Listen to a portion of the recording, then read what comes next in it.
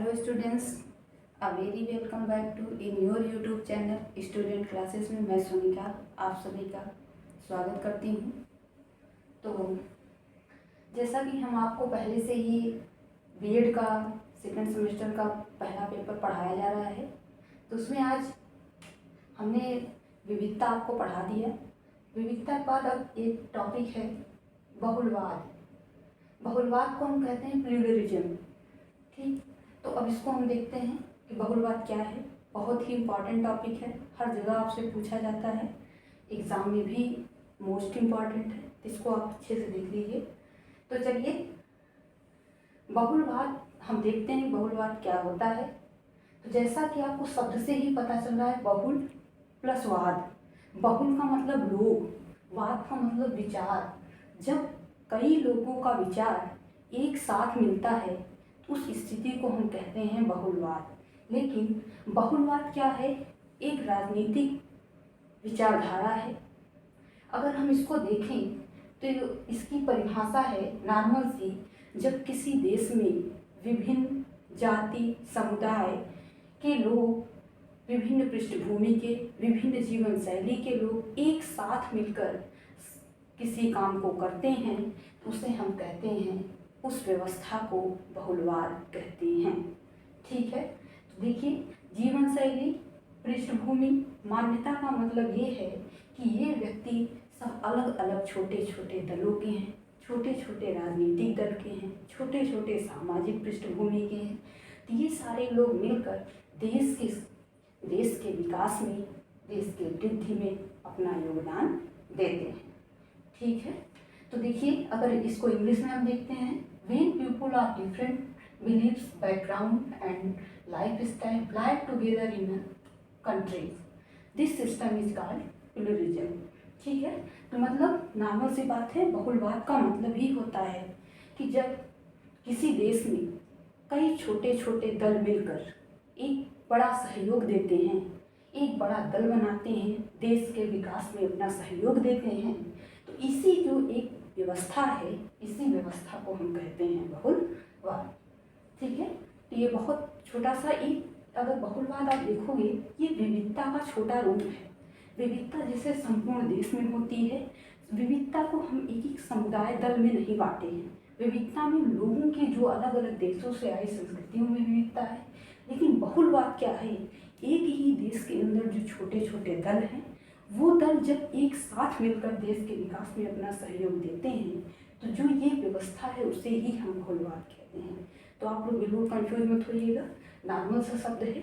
तो विविधता और बहुलवाद में बहुत ज़्यादा अंतर नहीं है। विविधता क्या है? संपूर्ण देश का में लोग अलग अलग संस्कृति, जाति, धर्म के हैं, तो एक साथ रहते हैं, तो वो विविधता है। लेकिन बहुलवाद क्या है? छोटे छोटे एक देश में दल बन जाते हैं, जैसे राजनीतिक दल आप लोग देखते होंगे। तो वो दल जब कोई देश के ऊपर कोई भी आपदा आई या देश के प्रति कोई भी कार्य किया जा रहा है, तो उस कार्य में मिलकर एक साथ सहयोग देते हैं। इसे ही व्यवस्था को हम कहते हैं बहुलवाद।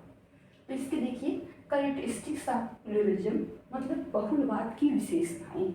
विशेषताएं आप देख लेंगे तो आपको डिफिनीशन, ऑटोमेटिक चीज़ें समझ में आ जाएगी। तो अब विशेषताएं देखिए। विशेषता, पहली विशेषता है इसकी, लोगों के आपसी प्रेम को बढ़ाता है। मतलब यह क्या करता है? जो छोटे छोटे दल हैं जब आपस में मिलकर कार्य करते हैं, तो नॉर्मल सी बात है कि जो इनकी फ्रेंडशिप है, जो आपसी प्रेम है, जो फ्रेंडशिप है, ये सब क्या होती है? इंक्रीज होती है, बढ़ती है। It means increase friendship. कौन करता है? ये बहुलवाद बढ़ाता है। बहुलवाद क्या है? राजनीतिक व्यवस्था है, राजनीतिक सोच है, राजनीतिक विचारधारा है। इसी को हम कहते हैं कि यह आपसी प्रेम को बढ़ाता है। दूसरा है, यह आपसी प्रेम का मतलब प्रेम तब होगा जब एक दूसरे के लोग सहयोग करेंगे।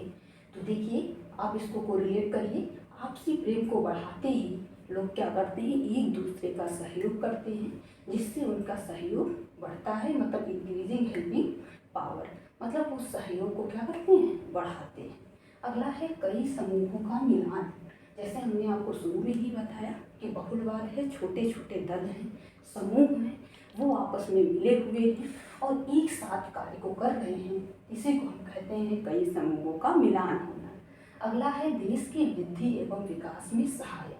तो नॉर्मल सी बात है, जैसे आप तीनों पॉइंट पकड़ोगे, तीनों पॉइंट अगर मिलाओगे तो पूरे का मतलब ही है कि ये सारे मिलकर देश के वृद्धि और विकास में सहायता कर रहे हैं, मतलब increasing growth and development in country. मतलब ये सारी चीज़ अगर आपने देखा तो आपको एक बात तो समझ में आ गई होगी कि बहुलवाद वो है कि जो छोटे, जैसे आपके घर में सब लोग मिलकर अगर कार्य करते हैं तो आपका परिवार बहुत ही अच्छे तरीके से चलता है। उसी तरह हमारा देश एक घर है, छोटे छोटे राजनीतिक दल मिलकर अपना कार्य करते हैं तो हमारा देश जो घर है वो बहुत आगे बढ़ता है। तो चलिए, बहुलवाद आई होप कि आपको समझ में आया होगा। तो चलिए, अगला टॉपिक है आपका असमानता।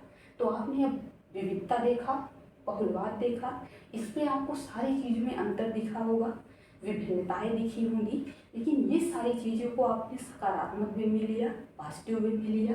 सकारात्मक दिखा कि अनेकता होते हुए भी हमने क्या दिखाया, यूनिटी दिखाया। अब एक नॉर्मल सा शब्द आ जाता है जो इसका छोटा बहुत, देखिए जो विविधता है वो बहुत बड़ा, जैसे आपका एक मोती का माला पूरा माला है। अब ये जितने भी वर्ड्स आएंगे, चाहे असमानता, चाहे सीमांतीकरण, चाहे बहुलवाद, ये सब उसके मोतियों की माला के जो छोटी छोटी मोतियाँ हैं। तो इसको हम देखते हैं, असमानता क्या है, इनइक्वालिटी। तो आप नॉर्मल इनइक्वालिटी, समानता, समानता का अपोजिट क्या है, असमानता। तो असमानता को हम और शब्द और नाम से जानते हैं, जैसे विभिन्नता, डिस्क्रिमिनेशन, डिफरेंसेस, अंतर। तो देखिए, असमानता हम किसे कहते हैं बेटा, असमानता वो होती है जैसे आपके जो नॉर्मल अधिकार हैं, जो मूल अधिकार हैं, जो व्यक्तित्व हैं, अगर वो दो व्यक्तियों का कंपेरिजन किया जाए, एक व्यक्ति को दिया जाए और दूसरे को ना दिया जाए, तो उस व्यक्ति के लिए ये होगा असमान बिहेवियर। तो असमानता से तात्पर्य है समाज में रह रहे किसी व्यक्ति द्वारा सामाजिक मूल्यों तथा व्यक्तित्व, न्याय के अधिकारों से वंचित रह जाना ही असमानता है। मतलब deprivation of social values and rights of personality by a person living in a society is called inequality।